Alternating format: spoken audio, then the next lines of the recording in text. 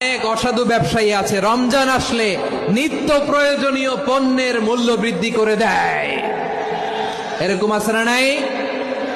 এগুলো করবেন না, মজুদদারি করবেন না, পণ্যের কৃত্রিম সংকট বাজারে করবেন না।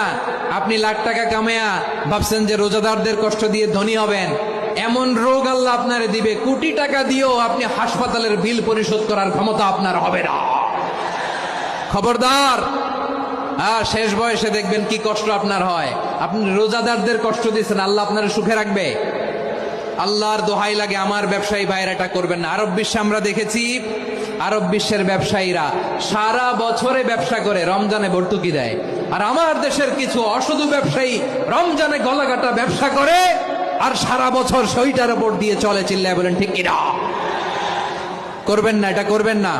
নিত্য প্রয়োজনীয় পণ্যের মূল্য বৃদ্ধি করা হারাম, পণ্যের কৃত্রিম সংকট তৈরি করা হারাম, মজুদদারি করা হারাম, রোজাদারদেরকে কষ্ট দেয়া হারাম, এটা করবেন না। 7 নম্বরে সর্বশেষ কথা, অধীনস্থ যারা আছে তাদের কাজের চাপ আপনারা কমিয়ে দিবেন। কাজের লোক, ফ্যাক্টরির ওয়ার্কার, স্টাফ, তাদের প্রতি যদি রহম করেন, আপনার উপর রহম করবে কে?